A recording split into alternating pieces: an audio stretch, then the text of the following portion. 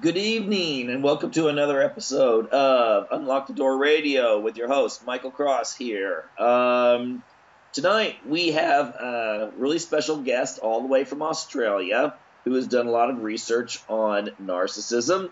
She's an author, and her name's Anne Manne. Hello, Anne. Hello, Michael. So, can you tell us a little bit about yourself, and then we'll just jump right in and start dealing with all those narcissists. Well, I'm a full-time writer. I write for The Monthly, a magazine here that has longer essays. I've written columns for newspapers in Australia, the Fairfax, the main press, and also in the Australian. So I've done a lot of writing for quite a long time. This is my third book, and I've been fascinated for a really long time. Yeah, what I ran across that I thought looked really interesting was a book you wrote a while back called The Life of I. Yes, that came out this year, and the subtitle is The New Culture of Narcissism, and that was what I was interested in tracking. The subtitle, The New Culture of Narcissism, is a spin-off from Christopher Lash's book back in the late 70s, which was called The Culture of Narcissism. And that became a classic in the area and created a lot of interest. But I think that the evidence shows that the problem of narcissism has become a whole lot worse since he first wrote that. So I've been researching for a number of years and gathering all sorts of examples. And also, I wanted to centre it in the same way as Christopher Lash does, in that I want to look at, first of all, the individual psyche, the individual psychology that makes up the narcissist. And I also wanted to think about the ways in which narcissism plays out in the larger society. So it was always, for me, the Holy Grail was to try and bring together these two different aspects of narcissism, the individual and the society. Okay. What exactly, now a lot of people have heard the term narcissist. They're probably not aware that Sigmund Freud was the one who codified it into psychology. But what exactly is a narcissist? Well, a lot of people think that it's simply someone who's in love with themselves and who is self-centered. And this comes from the great myth of Narcissus, who, as everyone who is listening would know, was someone who was so in love with himself that the gods decided to punish him, and he was stared into the lily pond, couldn't tear himself away from his own image, was addicted to the image of himself, and finally pined away and died, and all that was left by the pond was this little flower, Narcissus. So most people get the idea that narcissism is about self-love, but in fact it's a lot of modern social psychology shows that there are really clear elements which tell us a lot more than just this aspect of self-love, and it's a lot more complex than just having a simple case of selfishness. There are three, what I call the three E's, are really the central scaffolding of the narcissistic character. And the first element is a sense of entitlement, that you are superior to others, and this is shown on standard psychological measures. The second is a willingness to exploit others, and the third is a lack of empathy. It's marked also by a grandiosity, a sense that you are really more deserving of life's privileges and perks than other people, that you are superior to other people. And it's a strategy for social dominance, for really making sure that you've made your mark on any group, that you're getting the credit for a group activity. And it's also most problematic, I think, in the workplace or in the family, marked by really strong aggression when the person is challenged, which can be quite an outburst, a fire hose of rage, verbal rage just spraying over you when you challenge that person or if they're humiliated. So it's it's something that's quality that's really quite difficult to be around. If you really wanted to get down to the very essence of it, it's where the balance between self and the other person, has gone awry, it's gone all wrong, and the self has expanded to fill far too much space, and there is not enough awareness, if any, of the other person. Well, how does that differ? And then we'll get on to how the other pluses and minuses when it comes to the certain individuals. How does that differ from like psychopaths and sociopaths? Well, there's, one could say that at the extreme end it overlaps. The narcissism's on a continuum. Some people will simply be kind of jerk at the office.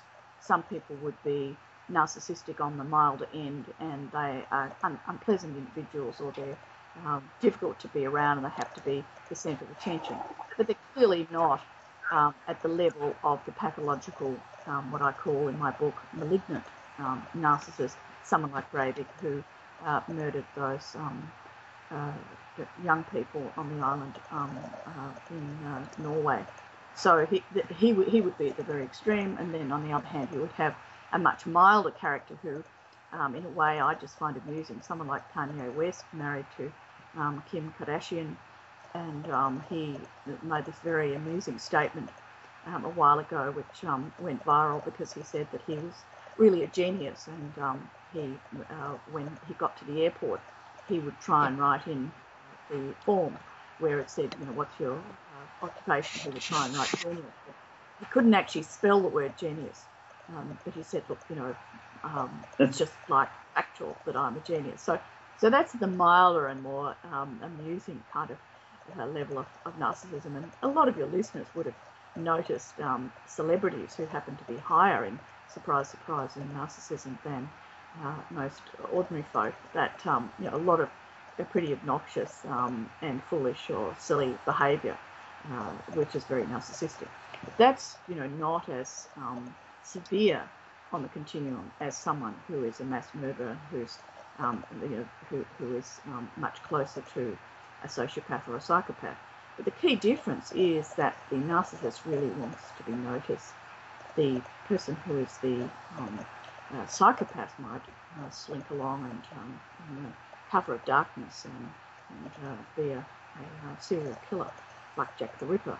But the narcissist wants to put the crimes that he's about to commit on the internet. He wants to have a 1,500-word manifesto showing what he's about to do, and he is extremely not only self-centered. I'll give you an example of Breivik's self-centeredness. When he was arrested, he was on this island with these young people in this terrible scene that the police encountered with all the bodies strewn around him. But he held up a finger, and on the finger was a very small cut. He was absolutely determined, obsessed by getting, the policeman said later, a band-aid for sticking plaster to cover this very small cut, while the bodies of the young people he had slain were lying all around him. So this extraordinary kind of self-focus. At the same time, he then used the courtroom as a means of broadcasting his far-right ideology. He wanted to be seen and photographed and to be famous, and he had already had plastic surgery at an early age. He was a gym junkie. He went on steroids. There's tremendous obsession with appearance, whereas someone who is a psychopath may have none of those qualities. Yeah, it sounds like, at least what I have examined with psychopaths versus narcissists, is the psychopath seems to be much more cerebral, whereas the narcissist seems to be more appearance-oriented. Yes, well, the appearance is a part of a whole aspect of the narcissist, that is, they are pursuing attention. And the psychopath may not have any need to pursue attention. They have a very strong impulse to do harm, but attention is not the central aspect. Whereas the narcissist, like the milder end or the really severe end, they are always in pursuit of attention. You might even say they kind of mainline attention. Attention is a sort of addiction with them and with without attention, some part of their soul seems to shrivel. So there's this continual pursuit. I think we've got a problem here, Michael. Yeah, my internet's is it on? Yeah. For some reason, our Skype's kind of breaking up there. Yeah, well, I've got you back now. So okay. Well, no, the thing is, when you're talking about celebrities, a lot of times the image I get, although I'm not going to diagnose them, I'll take a look at celebrities that seem to thrive on attention. You look at someone like Miley Cyrus, goes from a children's icon to all of a sudden, up on stage doing things that, well, certainly are not part of the children's sort of way of looking at entertainment. And it seems, though, that when she did this, her popularity went quite high, and it seemed the Hollywood community, the entertainment industry, actually celebrated this and sort of saying an image out to her young fans that getting attention any way you have to is what's important.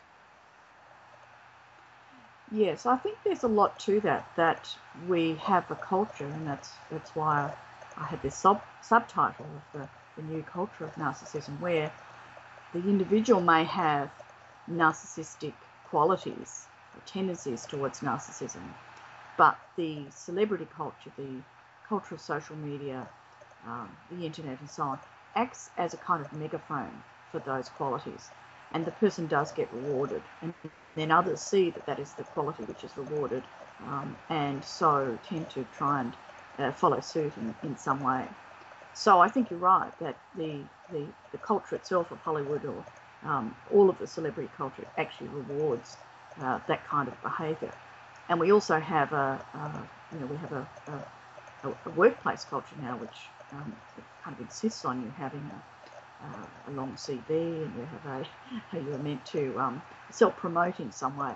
In Australia, we used to have a very strong ethos of, we used to call it cutting down the tall poppy, or we would say quite critically of someone that they were, if you'll pardon the vernacular, up themselves, or they were, meaning they were too vain, that they were in some way full of themselves, and they were full of pride. And it was a really critical description of someone if you thought that they were in some way to meet any of these requirements. And that means that we're really critical of narcissists. But in reality, we've seen in Australia, partly through the impact of US culture here, but partly as we become wealthier and more individualist ourselves, that a culture of self-promotion is starting to really take hold here, and you are meant to self-promote all the time, and that in a way is in a much milder form, something similar to what you're talking about with Miley Cyrus. Well, I'm wondering if, we live in a more globalistic society, and Hollywood is kind of it's what everyone watches. Pretty much. The children around the world are growing up on various children's networks and so forth. And I just remember when I was a kid, the entertainment that was aimed at children was cartoons and, you got the Warner Brothers kind of stuff. But a lot of the children's entertainment today is glitzy. It revolves around shows that deal with, becoming the best dancer or the best singer, and there's not that same, it just seems to me there's not any substance. It's mostly just kind of a blingy culture, and that we're raising our children, it seems, to be narcissists. Well, I think partly the problem is that to be narcissistic is a way of getting on, and that if we reward those cultures, another place we reward is not just in Hollywood or in children's movies or in social media, it's not just there we reward narcissistic behaviour. CEOs of companies, the chief executive officers of companies, have been found to be very frequently more narcissistic than other people lower down in the company. So that there's some are more narcissistic than others. They are more likely to find ways of tax evasion. If they are narcissistic, they will have the letter I in their company annual reports. They are much more likely to claim for themselves rather than all the credit for things going well for the company, rather than pay tribute to their workers. But one of the problems is that they have really huge salaries, great degree of remuneration, which is not in any way challenged if the company does badly. Then these are the kinds of ways that we reward narcissistic behaviour right across the board. I mean, one of the things about the narcissist, let's just focus on this question of entitlement, the sense of entitlement. In celebrities, that might lead to behaving really badly and thinking that you might not be the subject of the law in the same way that another person is.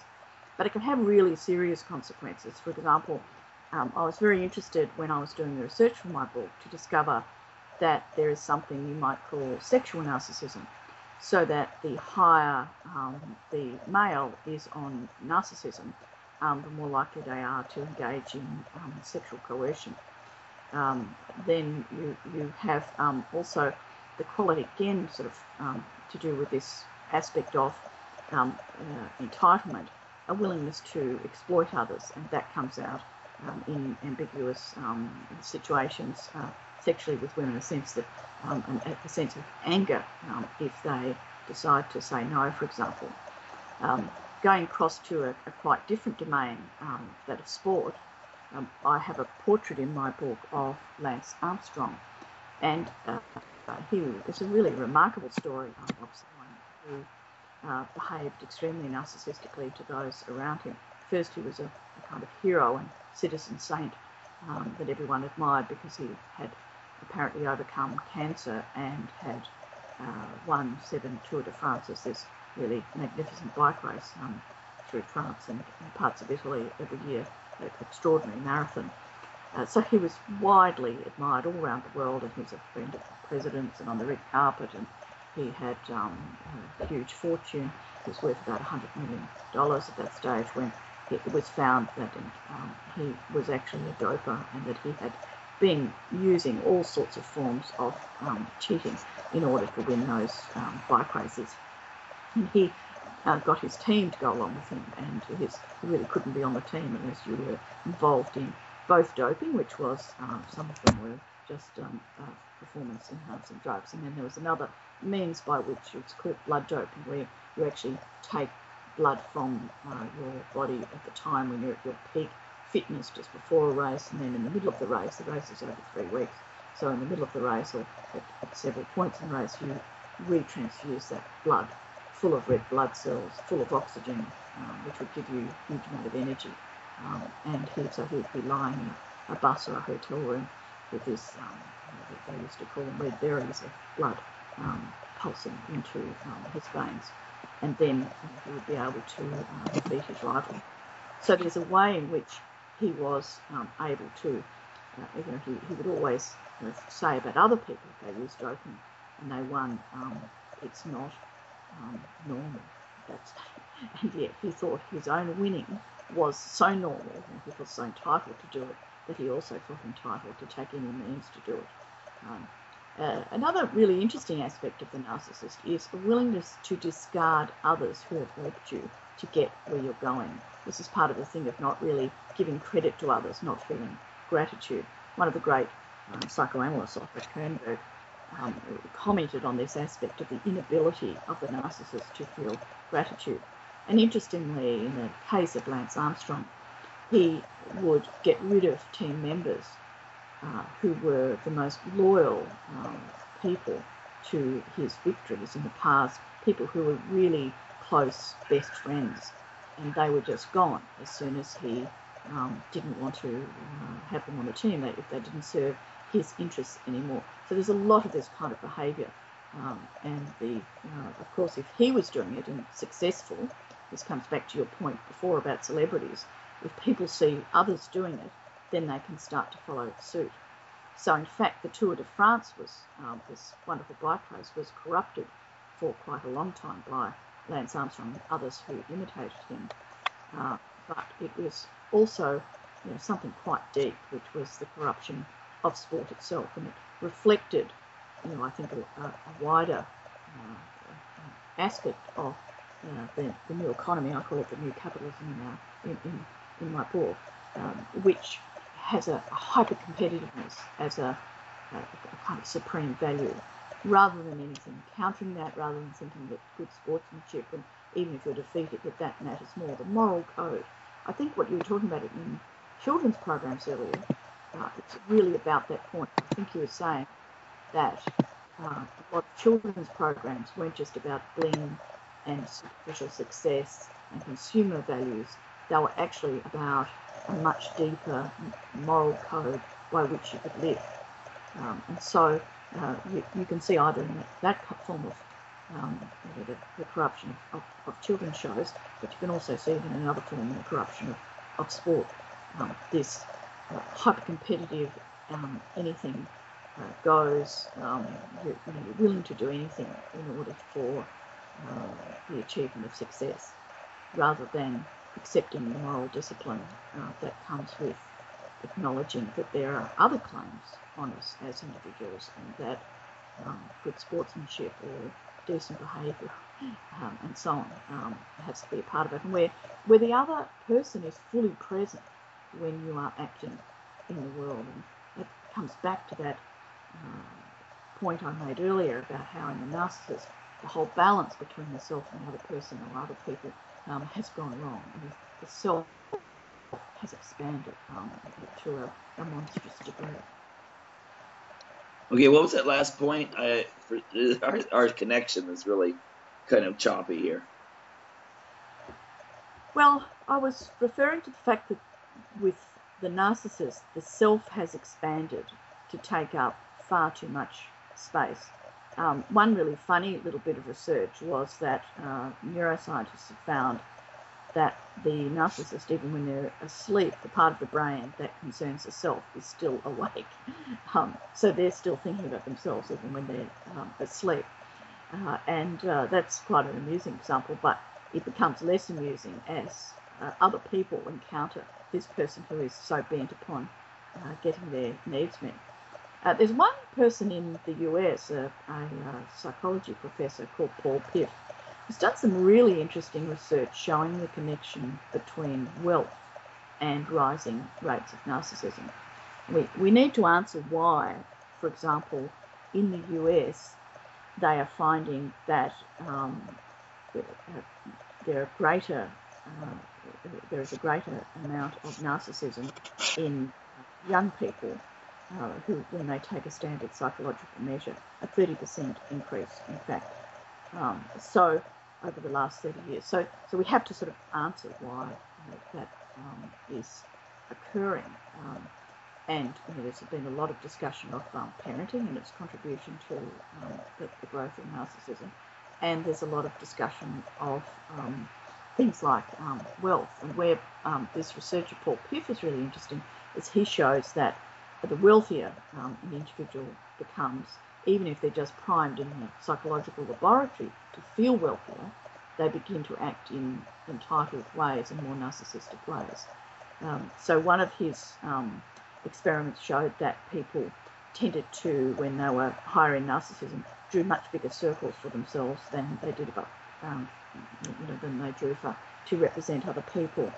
That they are much more likely to be mean when it comes to donating to charity. And that was borne out in research in the real world too, that people from wealthier suburbs gave less of a percentage of their income than people from poorer suburbs.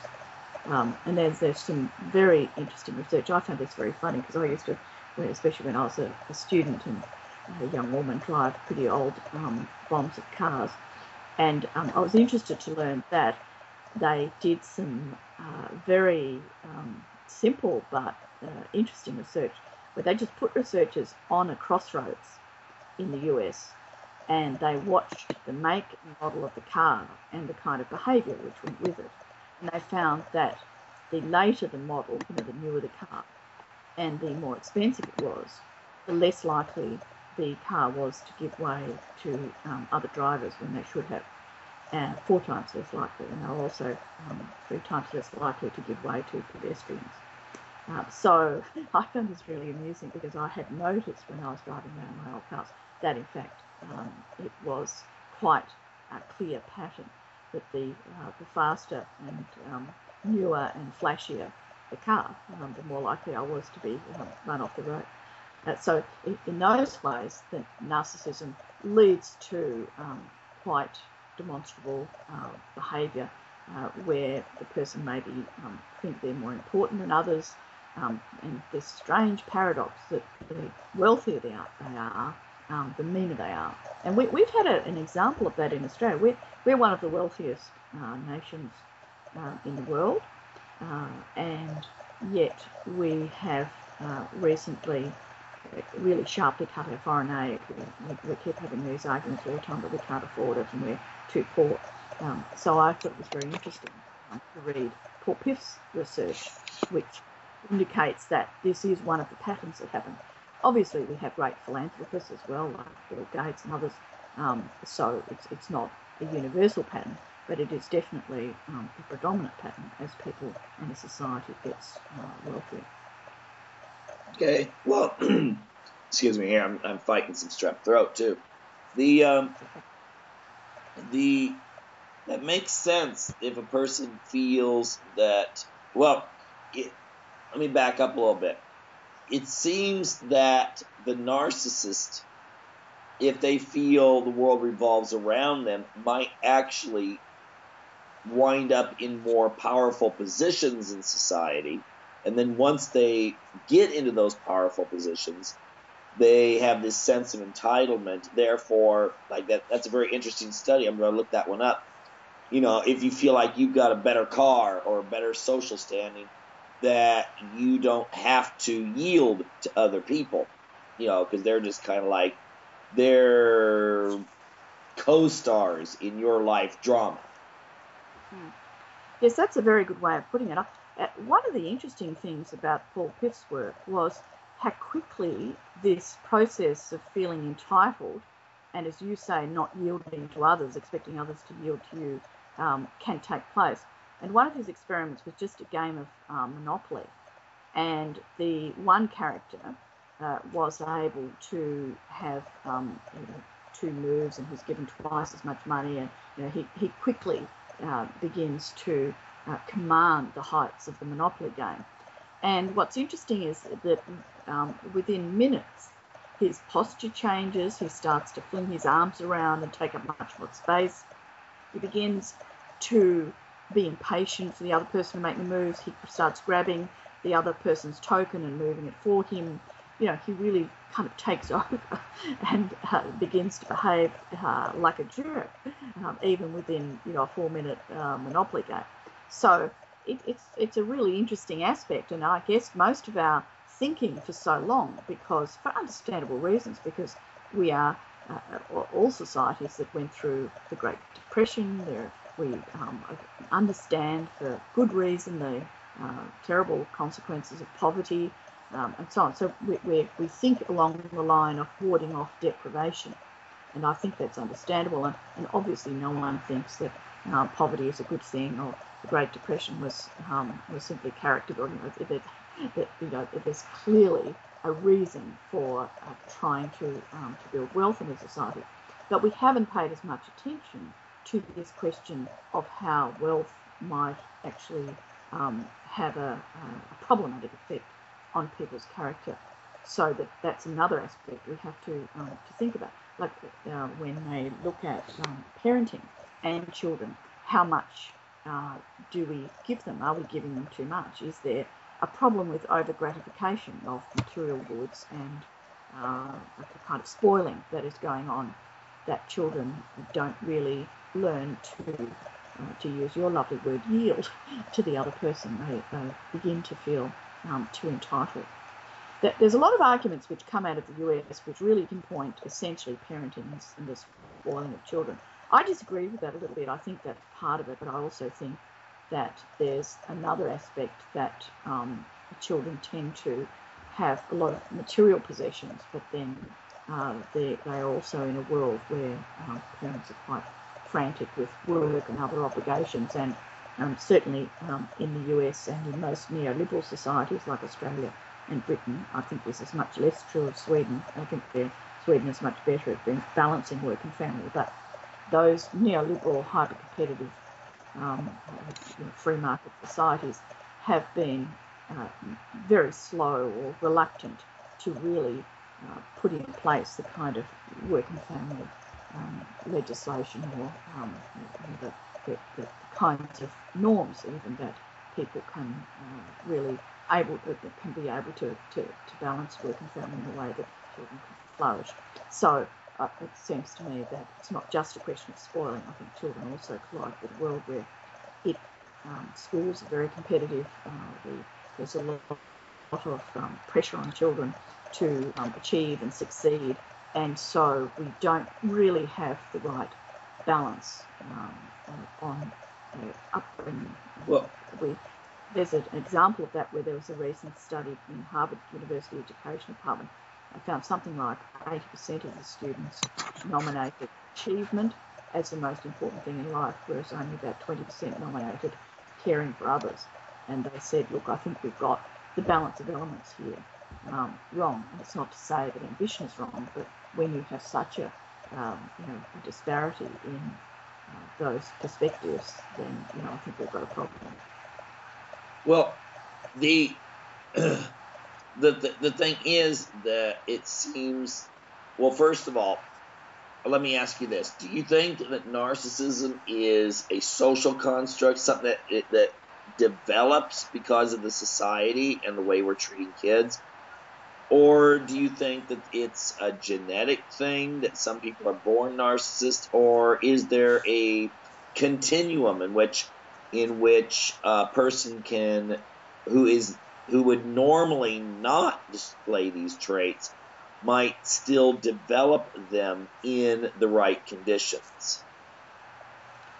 I think all elements are important that you listed there, but I think the last aspect is the most important, that it's really prevailing conditions which bring out the existing narcissism in people. Christopher Lasch had a statement which was that prevailing conditions bring out the narcissism in everyone. Now, I would say not everyone, because I think that some people are actually more narcissistic than others, but I do think prevailing conditions can bring out narcissism in susceptible people. So I definitely think the culture and the way it's changing is making us more narcissistic. The simple test of that is to look cross-culturally, and they have certainly found that as China becomes more capitalistic, becomes more consumerist and more individualist, that the scores on the standard psychological measure of narcissism are increasing. So that's a simple example of where something like consumerism, individualism, in a very competitive atmosphere can draw people into more narcissistic behaviour. But I don't think that it is only, I don't think narcissists are simply made. Here I follow Otto Kernberg, who thought through his really careful up-close work with narcissistic patients over many, many years. He said, look, I think some of this, there's some inborn quality as well as parenting. He thought the problematic aspect of parenting, there's a lot of discussion of this, is to, of course we all think our children are special, but this is a kind of overvaluing of the child where you're not just thinking in ways of, in a loving way about your child being special to you, but that you expect the world to treat them as more special than anybody else. So the child is treated as a bit of a genius, or the child is, in some ways they are inflated, and they are not really learning to fit in with others, so that there's some contribution of parenting to this kind of overvaluing and spoiling, and also rather insecure world where the parent is more focused on the child, like a trophy child essentially. If there's something called a trophy wife, it has to surely be the trophy child who reflects well on you for doing well in some sort of sports or achievement or academics or whatever. But Kohlberg didn't think it was only being made by parents, and I think that we need to take heed of the fact that some people are born simply more, they're more aggressive than others, they are more wishing to be dominant, and they are more wanting to be the centre of attention right from the start. So, you know, this is where your third possibility, I think, comes in, that when they, you know, encounter a world of celebrities or watching the way Lance Armstrong behaves or whatever, they begin to watch a CEO and they see his antics or see what kind of a salary he gets, even when he hasn't done a particularly good job with his company, that actually begins to draw out narcissistic behaviour, and we tend to reward it.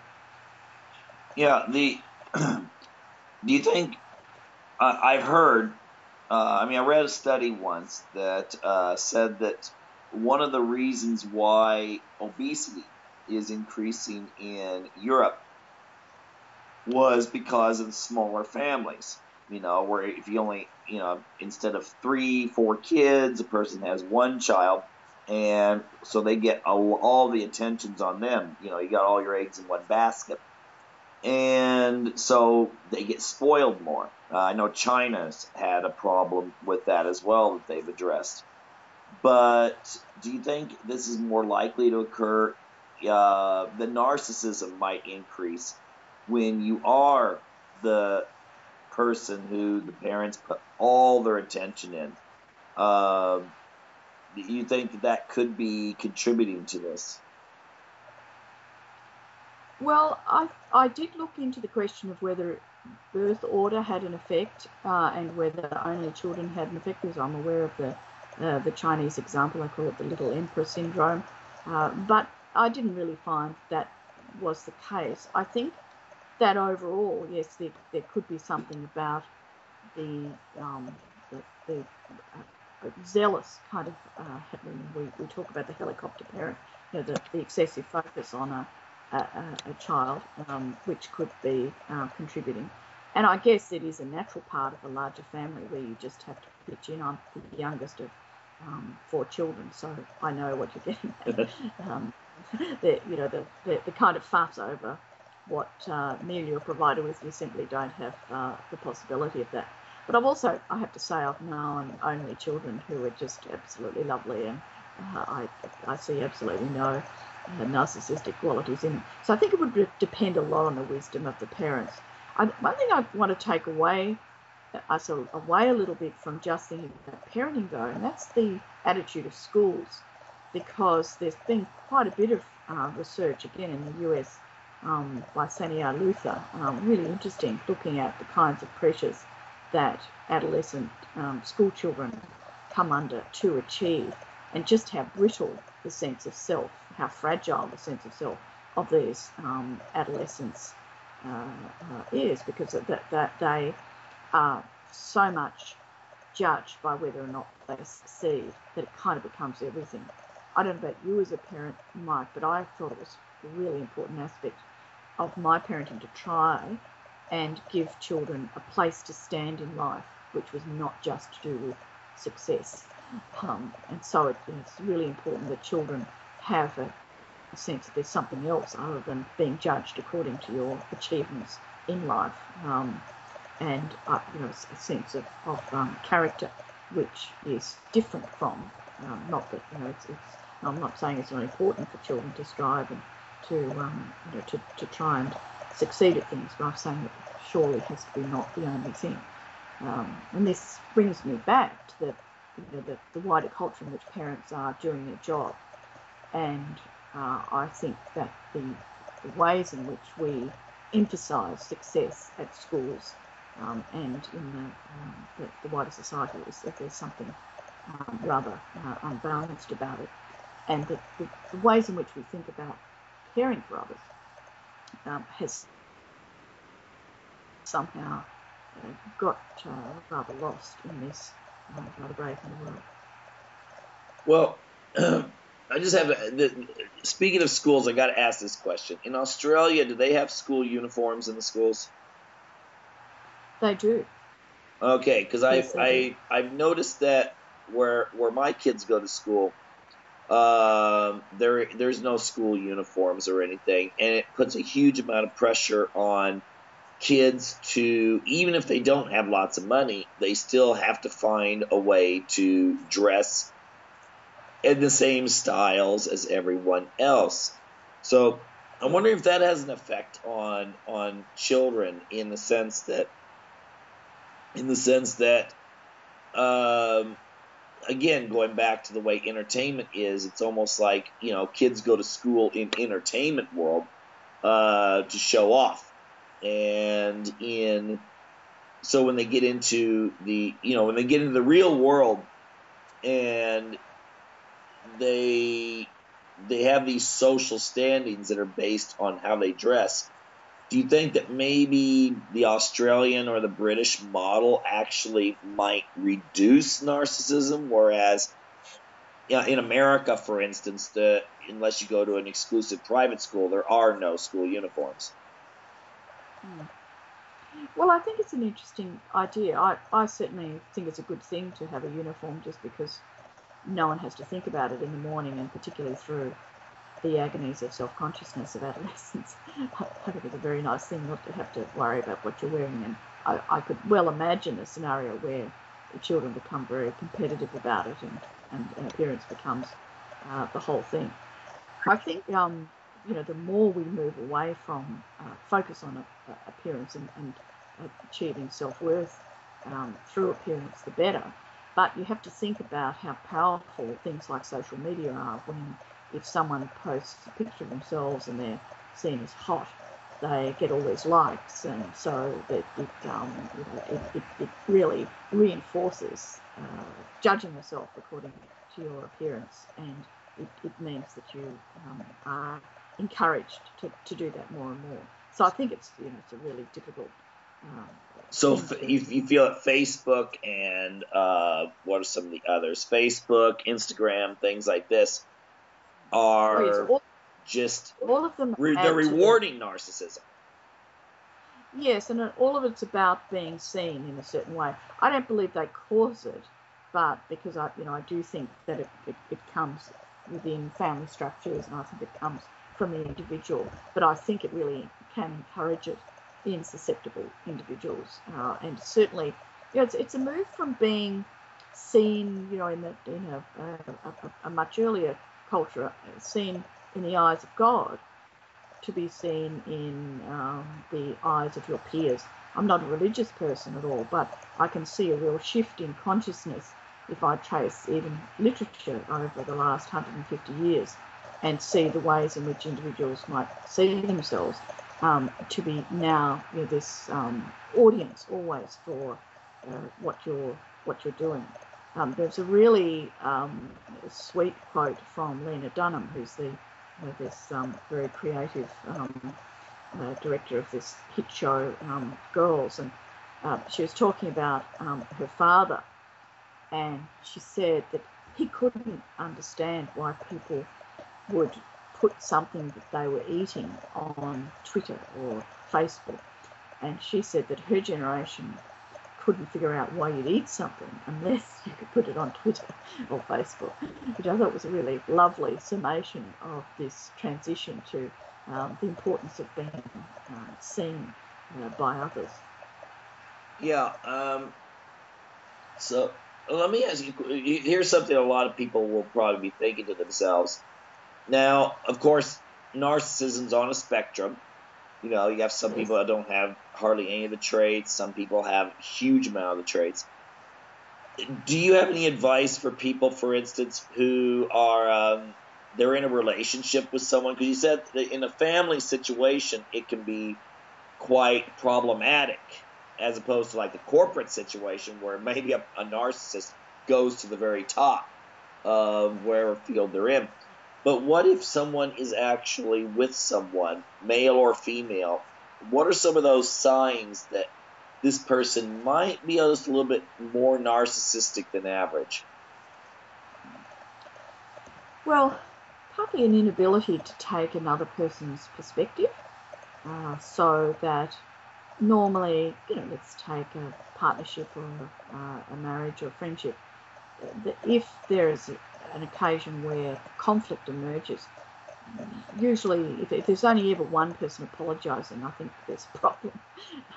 And a person who's more narcissistic has difficulties usually with apology or accepting that they've been in the wrong. So that would be a very difficult aspect if you're in a long-term partnership. Obviously, if you're involved with someone who's very self-centered, it's extremely difficult. I must say, just slightly against the idea that when anything goes wrong in a relationship, it's because of narcissism. I think I've read quite a lot of popular blogs now where someone's talking about they even have just a nickname for them, my narc they call it, or my N. And I don't think you can always say that everybody's, wherever there's a bit of conflict, that it's that narcissism is the cause of it.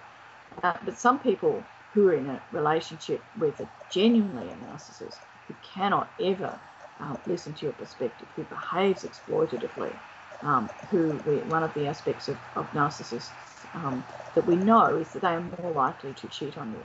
They are always looking around for a partner who's better, so they tend to keep their options open, and they're more likely to engage in other relationships at the same time as being involved with you.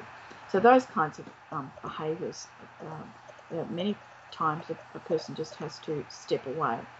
They can't change that person, and they have to realise that the problem is not that they have to realise that they're not the problem. They have to realise that the narcissist is.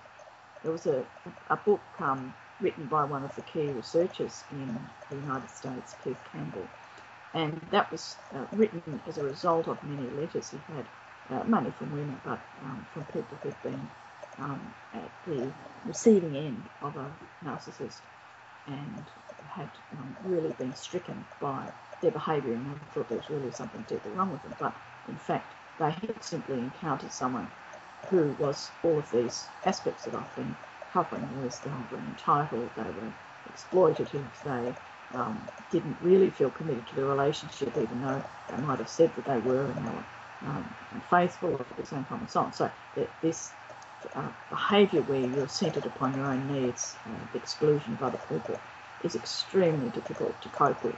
And often as women would feel quite shattered at the end of it, because they had not been able to understand what the problem was, that it was within the other person's psychology and their psyche, rather than in something that they were doing.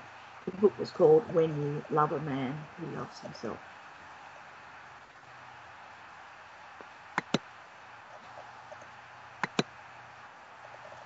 Yes? Can I just say one final thing? I think we're hearing, and that is one of the really big, interesting questions for me was not only at the individual level as how we treat one another, but how we care for the environment. And I was highly interested to find that psychological studies show that people who are higher in narcissism are less willing to share the commons, meaning a common environment. So quite specialised studies in the laboratory showed that the narcissist was more likely to gobble up a forest or gobble up resources and not share them. They also found that they were less likely to be committed to socially responsible environmental practices, and that it's simply often a matter of really priming people for a kind of identity which is not linked to this consumerist, very individualist, very hyper-competitive, very materialistic one, but rather to one which is much more pro-social, which is caring, and which is involved with keeping the environment as well. So the really big question is, if we get more narcissistic as a society, then are we going to find that we are less and less willing to give up our baubles, our trinkets, our commitment to a consumer lifestyle and do something about climate change? And that would be my largest concern of all. As we become more narcissistic, that we are less likely to take the action that we really should on that looming catastrophe. Yeah, that's very interesting on a international, global scale, that it could actually have an effect. Well, now where can people find your works? Like, for instance, if they're interested in your book, The Life of I, where could they find that? Well, it's published by Melbourne University Press in Australia, and you can buy it through that website. And I think it's on Amazon, so it should be available through Amazon. Booktopia, there are various. But if you just pop up The Life of I, you should be able to see whether you can buy it. But either through my publisher or via Amazon for people overseas. But the Melbourne University Press has a website where you can just pop on. Okay, and you're working on what right now? What book will be coming out next? Oh, well, I'm working on a book on the Royal Commission. We have a Royal Commission here into institutional child sexual abuse. So I'm now throwing myself into that, and it's a really terrible but very fascinating issue as to how all of that came about. Mm-hmm. Yeah, I mean that could be when you get that one out there, I'd like to contact you again and deal with that work as well when you get it out there. Well, it's just extraordinary what's been coming up out of the Royal Commission, and simply not just the sexual abuse of children, but the physical cruelty with which a lot of the children in institutions were treated. And I think one of the really interesting questions is whether there's a form of prejudice against children that an American psychoanalyst, Elizabeth Young Bruhl, called childism. There's racism, there's sexism, there are various forms of prejudice. And she raised this question, she used this word childism, and the kind of cruelty we're seeing coming out of the descriptions of the way children were treated, for me has already raised this as a big issue as to whether or not we treat them as kind of not really human beings in some way. So it's really going to be a big project to try and understand the sources of the cruelty that's involved with child sexual abuse. Wow, well, that's an issue that really needs to get out there and make people aware, so we can do something about that. I've been reading about some of the stuff going on in, like, the British the British government, and a lot of scandals there with child abuse and stuff, and it's really awful. Yes, well, there's a couple of cases where narcissism was very much involved, and that was in the case of Jimmy Savile and I think Rolf Harris, and two celebrities, and a sense of entitlement. So there is some considerable overlap actually between child sexual abuse and narcissistic behaviour. Yeah, well, again, really, really awful types of stuff. Anything that's aimed at kids to do them harm. It's just like somewhere in the Bible, Jesus said something about, it's better that a millstone be hung around an abuser's neck than cast into the ocean. So, that's just my feeling. But yeah, well, anyway, well, great. Well, thank you for your time, and and I'm sure the audience can get a lot from this, and they should check your works.